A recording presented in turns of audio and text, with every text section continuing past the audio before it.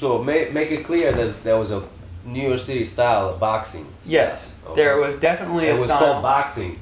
It was called boxing, and from what I would say, it's too bad that it's lost completely. I mean, the movements I have preserved, but in terms of the people doing it, I can't say who any of them are. I know they say who any of them are. I know they've been around for a few years, but they all kind of just dropped off at once.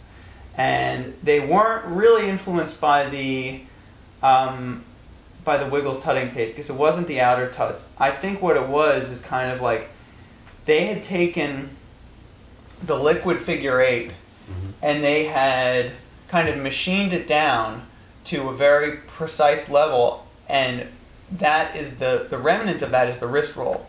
And people don't necessarily understand it, that a figure eight is the same as a wrist roll. A wrist roll is a flattened out figure eight. It goes down and the turn is in there. I mean, I'll show you.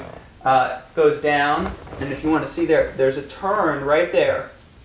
Nice. That's where the figure eight is. It's hidden. Because when you do it at this level, no one can see the turn. And then that's one roll. And you know, go around. But there's a million variations you could do with it. But when you have that wrist roll, it kind of it's a transition that can be used a lot, and that's one thing that's been lost. I think that the kids who were doing boxing then, their base was here or here, and the ones that do it now, their base is the prayer position, and they work from here with all types of connects. Yeah. But there's no like West Coast style, from what I see. You think that's West Coast? Yeah, because like me too, I'm a prayer. I always start from here. Even my digits, my finger touch, all. That's why even that combination, I had it from this. Okay. But that came from Wiggles, because he used to do all these like wrist rolls. Right. And that added to our figure eights that we're doing in liquid. So many figure eights. You know? Yeah. So that's how I came into that, you know. But that's why I'm saying that like a lot of the West Coast style, it was like, you know, very boxy. Well, let me talk like about some of the other tutters actually that were around then. Dementia, I think, was the first person who did that kind of box where you divide the chest into 4 quadrants. Oh, okay. Yeah. You know, so he had this box where he would go. It probably was not isolated like this. I tend to isolate things more than most people do, but it was basically 1, 2, 3, 4. Definitely. He definitely did that. Yeah, he did that. He used to teach me that. Yeah. I used to have battles with him all the time. And and I don't know if he had these variations, but you know, everyone has this now. Of course, you flip it here, you flip it here. You basically can do anything with it.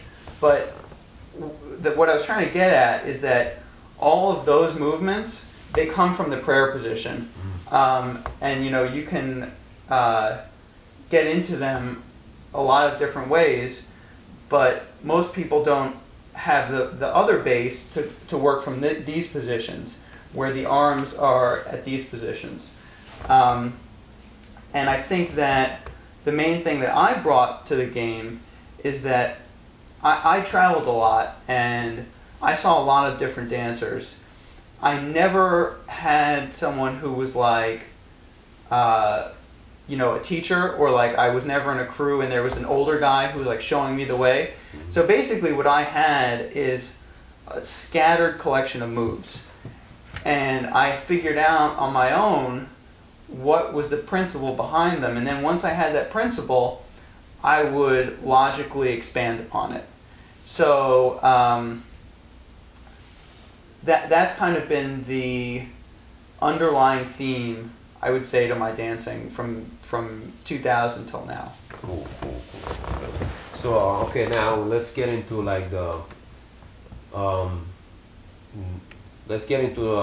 maybe liquid and finger tuts. Okay. How that came about, and you know, what's your view on it? Okay. How you feel about it? You know.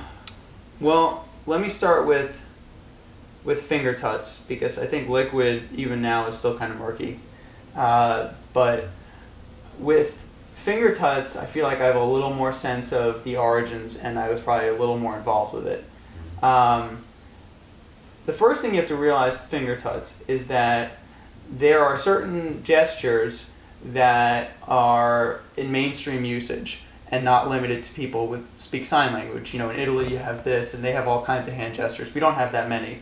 We have a few I won't show on camera, so this won't get flagged on YouTube. Yeah. But we have others that are less common, like some people say okay, right? But there's also a pantomime for taking a picture, and you know, the guy behind the camera will tell you this. Some people will look maybe like this when they're setting up a shot.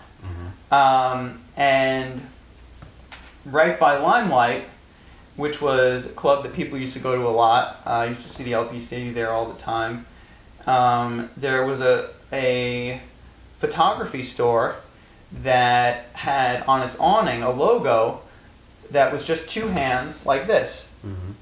You could see it if you were waiting online at Limelight, and this was a little bit after the Tutting tape came out, so I think that D. Strange had probably been working a lot with the outer tuts, the wrist rolls, those wiggles, finger things that he did, and maybe he came up with this position on his own, or maybe he came up with this from looking at the thing. I don't know what got into his head, but he was the first person that I saw doing finger tuts, and his friend Sammy was the first person I saw doing digits. So you have kind of a time when people are working a lot with tutting, they're exploring it, and it's new. So no one is kind of fixed in there. This is 2000, I would say, around the holidays, because I was back from school. I wasn't in the city. I was away for years, so I would just be back on holidays in the summer. But around December 2000, D. Strange learned tutting very fast, and he was very focused on it. And he had a few finger boxes, but even those few was like, it blew people away.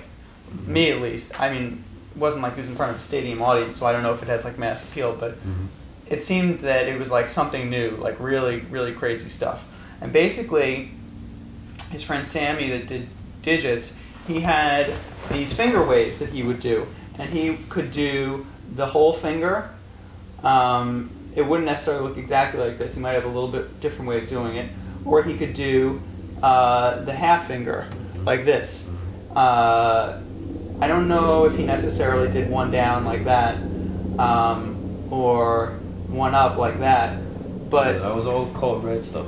Yeah. No, the code red was more whole finger waves, and Sammy was the one who had the isolation